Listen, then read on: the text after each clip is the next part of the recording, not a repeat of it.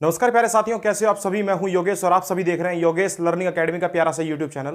प्यारे साथियों, बात करने वाले हैं एंशिएंट हिस्ट्री में यानी प्राचीन भारत के अंतर्गत बौद्ध साहित्य के बारे में। दोस्तों, आज ये इस टॉपिक का पार्ट नंबर 2 है और हम बात करेंगे भाई आज जो है धर्मचक्र प्रवर्तन से स्टार्ट कर रहे हैं और बताएंगे कि किस प्रकार से जो है वो गौतम बुद्ध के बारे में हम बात कर रहे थे। किस प्रकार से गौतम बुद्ध ने जो कार्य किए हैं उन सभी के बारे में हम चर्चा करेंगे। यानी बौद्ध साहित्य से संबंधित जितने भी क्वेश्चन एग्जाम में पूछे जा सकते हैं तो उनसे संबंधित क्वेश्चनों के आंसर ढूंढने का इस वीडियो के अंतर्गत हम प्रयास करेंगे। तो चलिए दोस्तों, देखिए, सबसे पहले बात करेंगे धर्मचक्र प्रवर्तन। मैंने आपको बताया था पिछली वीडियो में कि ये जो धर्मचक्र प्रवर्तन है ना, ये आखिर क्या है। धर्मचक्र प्रवर्तन कहा जाता है कि जब गौतम बुद्ध को कितने 6 वर्षों के पश्चात अर्थात 35 वर्ष की आयु में जब इनको ज्ञान की प्राप्ति हुई तो सबसे पहला उपदेश जो था वो इन्होंने किसको दिया था। आप कहेंगे 5 ब्राह्मणों को दिया था, 5 ब्राह्मण। और ये इनके 5 साथी ब्राह्मण थे।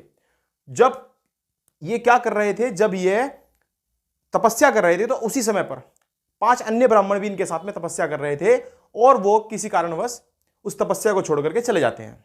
तो बाद में सबसे पहला यानी ज्ञान प्राप्ति के बाद सबसे पहला उपदेश वो इन्हीं 5 ब्राह्मणों को देते हैं और इसी घटना को कहा गया है धर्मचक्र प्रवर्तन। क्या कहा गया है? धर्मचक्र प्रवर्तन। अच्छा, इस धर्मचक्र प्रवर्तन में अब ये क्या करते हैं, क्या होता है कि उर्वेला, ये जो उर्वेला है, उर्वेला प्राचीन नाम है, नया नाम इसका बोध गया है। तो आप कह सकते हो बोध गया से सारनाथ, और सारनाथ में भी कहां पर, ऋषिपत्तनम नामक जगह पर जो था वो पहला उपदेश इन्होंने दिया था 5 ब्राह्मणों को। इस पूरी घटना को कहा जाता है धर्मचक्र प्रवर्तन। उम्मीद करता हूं ये बात आपके समझ में आई होगी। इसके बाद प्यारे साथियों, आपको क्या याद रखना है, अब मैं कुछ बातें आपको बताने वाला हूं। सबसे पहले तो आप याद रखेंगे गौतम बुद्ध से प्रभावित होकर के, गौतम बुद्ध के उपदेशों से प्रभावित होकर के सबसे पहले उनके अनुयायी कौन बने थे। तो आप याद रखेंगे उनके जो सबसे पहले शिष्य थे वो थे तपस्सु, और दूसरे का नाम आप याद रखेंगे भल्लिक। तपस्सु और भल्लिक जो थे ये शूद्र वर्ण से उस टाइम पर आते थे, और शूद्र वर्ण में सबसे पहले अगर कभी भी पूछा जाए कि इनके सबसे पहले जो थे वो शिष्य कौन थे, तो 2 शिष्यों का नाम आप याद रखेंगे भाई। कौन कौन से? एक तो आप याद रखेंगे तपस्सु, दूसरे का नाम आप याद रखेंगे भल्लिक। ये इन्होंने सबसे पहले जो था वो बौद्ध धर्म को अपनाया था, अर्थात ये बौद्ध धर्म के सबसे पहले प्रवर्तक थे, यानी गौतम बुद्ध के बाद। अच्छा प्यारे साथियों, आपको याद रखना है अब क्या होता है कि जैसे ये सारनाथ के बाद कहां पहुंचते हैं, राजगृह में पहुंचते हैं। राजगृह में, तो राजगृह में इनका किया जाता है भव्य स्वागत। और भव्य स्वागत किसके द्वारा किया जाता है, तो आप याद रखेंगे यह किया जाता है बिंबिसार के द्वारा। बिंबिसार, यह आप अच्छी तरह से जानते हो कि हमारा ये जो पूरा भारत है जिसको अखंड भारत कहा जाता था, उस टाइम पर यह पूरे 16 महाजनपदों में विभाजित था। कितने में? 16 महाजनपदों में ये भारत जो था वो विभाजित था। तो वो 16 महाजनपद, उनके बारे में भी मैं नेक्स्ट वीडियो में आपको बताने वाला हूं कि कौन सा स्टेट कौन सी जगह पर था, यानी कौन सा राज्य उस टाइम पर कौन सी जगह पर था, वो मैं सारा आपको मैप के थ्रू यहां पर बताने का प्रयास करूंगा। तो फिलहाल आप इन नामों को याद रखें। राजगृह की बात चल रही है। राजगृह में बिंबिसार ने भव्य स्वागत किया। किसका स्वागत किया? आप कहेंगे गौतम बुद्ध जी का। और इनसे इतने ज्यादा प्रभावित हो गए, इनसे इतने अधिक प्रभावित हो गए इनके उपदेशों से, इनकी शिक्षा के द्वारा, कि इन्होंने इनको, यानी कि जो बिंबिसार है, बिंबिसार ने वेणुवन, आप याद रखेंगे वेणुवन विहार जो है वो दान में कर दिया। किसको दान में दे दिया? बौद्ध समुदाय को। यानी आप कह सकते हो गौतम बुद्ध को दिया गया था, लेकिन गौतम बुद्ध ने, सन्यासी थे वो, तो उन्होंने बौद्ध जो समुदाय था उसको ये दान कर दिया। तो इतनी बात आप अच्छी तरह से याद रखेंगे। यही राजगृह वो जगह है जहां पर सारिपुत्र, उपाली, मोगली, ये जो थे वो इनके शिष्य बने। तो इंपॉर्टेंट नाम याद रखना है। मैंने बताया तपस्सु, भल्लिक, इसके बाद धीरे धीरे करके ये जो हमारे गौतम बुद्ध जी हैं इनके साथ में शिष्य जुड़ने स्टार्ट हो गए, लोग जुड़ने स्टार्ट हो गए और सब इनके शिष्य बनने स्टार्ट हो गए। तो सबसे पहले तो बने थे भैया कौन? आप याद रखेंगे तपस्सु और भल्लिक, लेकिन उसके बाद धीरे धीरे करके सारिपुत्र, उपाली और मोगली, ये तीनों के तीनों शिष्य बन जाते हैं। और किस जगह पर बनते हैं? आप कहेंगे राजगृह में बनते हैं। राजगृह के बाद ज्ञान प्राप्ति के 8वें वर्ष, कौन से वर्ष? 8वें वर्ष। ज्ञान प्राप्ति के 8वें वर्ष लिच्छवी जो इनका, जहां पर इनके नाना नानी रहते थे, या फिर यूं कह लीजिए इनकी माता का मायका जो था लिच्छवी, तो लिच्छवी में वैशाली में जाकर के, लिच्छवी कहां? वैशाली। लिच्छवियों ने वैशाली में कूटाग्रशाला कूटाग्रसाला दान जो है, विहार जो है वो इनको दान में कर दिया। कूटाग्रसाला विहार आप अच्छी तरह से याद रखेंगे भाई। देखो एक एक पॉइंट को अच्छी तरह से नोट करना है, एक एक अच्छी तरह से समझना है, एक एक नोट्स जो है वो बेहतरीन तरीके से बनाना है। बहुत मेहनत की जा रही है आप लोगों के लिए, तो आपका भी कर्तव्य बनता है कि भाई अच्छी तरह से वीडियो को देखें और अच्छी तरह से हर चीज को समझने का प्रयास करें। उसके बाद कॉपी में नोट करते चलें। आप यकीन मान के चलें, आपको पूरी हिस्ट्री इसी तरीके से मैं सारी की सारी कवर करा दूंगा और बेहतरीन और आसान शब्दों में। यह मेरा वादा है आपसे, बस आप लोगों का साथ बना रहना चाहिए लगातार। तो चलिए भाई, मैं आपको बता रहा था, एक तो ये याद रखना है कूटाग्रसाला। कूटाग्रसाला कभी भी पूछा जाए, ये कूटाग्रसाला विहार जो है वो किसने दान में दिया था, तो आप कहेंगे ये लिच्छवियों ने। कहां पर? वैशाली में। वैशाली में कूटाग्रसाला विहार में इनको, विहार जो है इनको दान में दे दिया था। किनको? इनको, गौतम बुद्ध जी को। चलिए इतनी बात उम्मीद करता हूं समझ में आई होगी आपके। महिलाओं को संघ में अनुमति इनको मिलने लगी। तो सबसे पहले गौतम बुद्ध जी ने साफ इनकार कर दिया था कि महिलाओं को संघ में, यानी कि जो हमारा बौद्ध समुदाय है उसके अंतर्गत इनको बिल्कुल भी जगह नहीं मिलेगी, यानी ये शामिल नहीं हो सकती। लेकिन इनके एक शिष्य थे जिसका नाम था आनंद। आनंद के कहने पर जब आनंद ने इनसे कहा कि मतलब एक प्रकार से ये एक प्रार्थना करी, तो गौतम बुद्ध जी ने क्या करा? गौतम बुद्ध जी ने परमिशन दे दी, अनुमति दे दी कि भाई ठीक है, महिलाएं जो है वो शामिल हो सकती हैं। और कभी भी पूछ लिया जाए इनकी सबसे पहली महिला शिष्या कौन थी, तो आप बताएंगे भाई प्रजापति गौतमी। ये प्रजापति गौतमी जो थी वो इनकी मौसी भी थी। मैंने आपको बताया था इनकी माता का नाम था महामाया। महामाया जी की मृत्यु के बाद जो है इनके पिता शुद्धोधन विवाह कर लेते हैं इनकी मौसी के साथ, अर्थात जिनका नाम था प्रजापति गौतमी। और प्रजापति गौतमी ही इनकी क्या बनती है? पहली महिला शिष्या भी बनती है। यह बात भी आप नोट कर लेंगे भाई।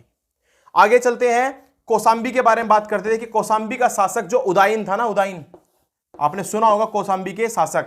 नहीं सुना है तो सुनने का प्रयास करें। मैं उदयन, ये बिंबिसार, इन सब तक भी आऊंगा। जब हम प्राचीन इतिहास के बारे में बात कर ही रहे हैं तो इन सब के बारे में मैं आपको अच्छी तरह से बताने का प्रयास करूंगा, आप नेक्स्ट वीडियोस में देखना। फिलहाल आप ये बात याद रखें कि ये जो उदयन है ना, ये कहां का शासक था? आप कहेंगे कौशांबी का शासक था। और कौशांबी के शासक ने अपना सारा शासन छोड़ करके, यानी कि राजा का पद त्याग करके ये बौद्ध बन गया था, अर्थात बौद्ध समुदाय में ये शामिल हो चुका था। और आप कह सकते हो गौतम बुद्ध जी का ये शिष्य बन चुका था।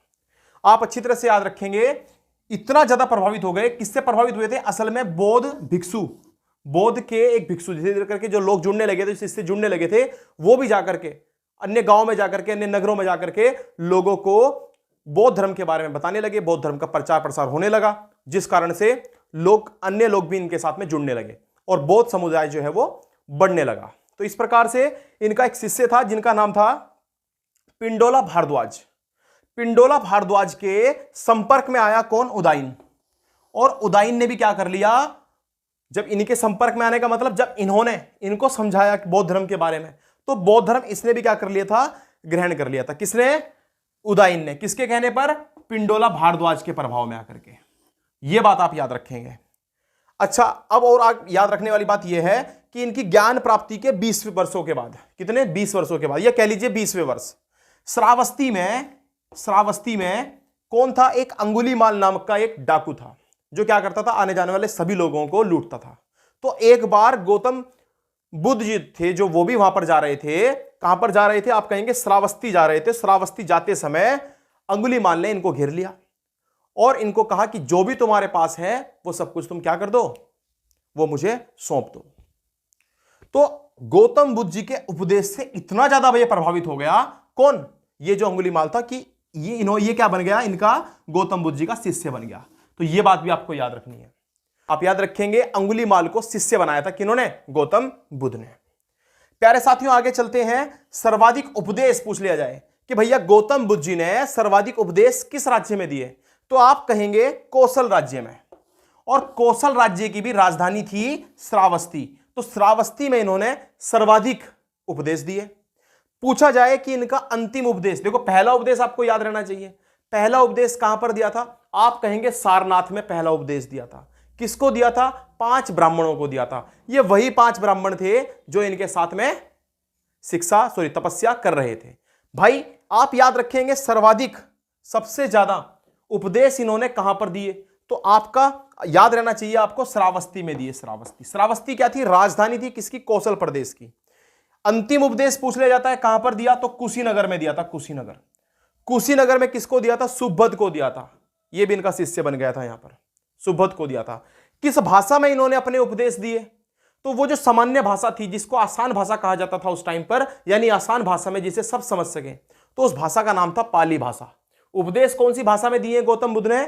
पाली भाषा में। जबकि महावीर जैन की भाषा की बात करें तो आप याद रखिएगा उनकी भाषा थी प्राकृत।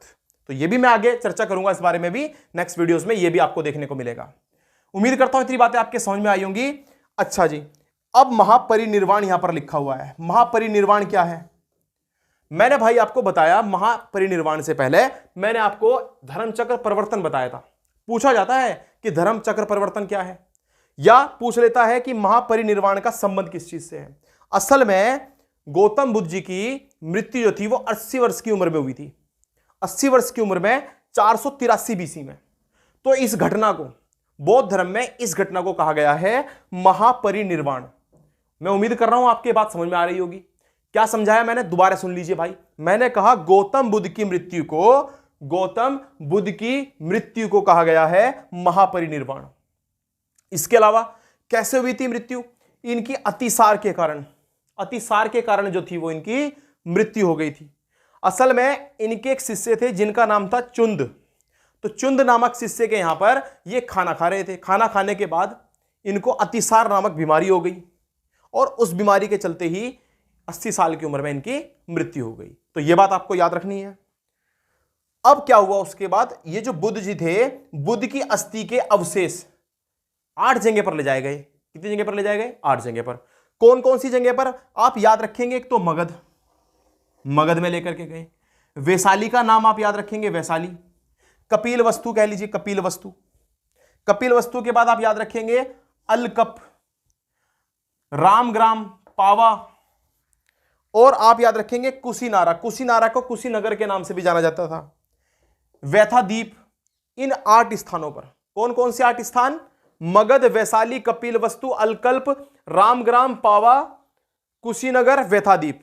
इन 8 स्थानों पर गौतम बुद्ध की अस्थियों को भेजा गया और वहां पर भैया 8 स्तूप बनाए गए। कितने स्तूप बनाए गए? 8 स्तूप। तो कभी भी पूछ लिया जाए गौतम बुद्ध की मृत्यु को, गौतम बुद्ध की मृत्यु को किस चिन्ह के द्वारा प्रदर्शित किया जाता है, तो स्तूप के द्वारा इनकी मृत्यु को प्रदर्शित किया जाता है। यह बात भी आप याद रखेंगे। जन्म को इनके कमल के समान बताया गया है।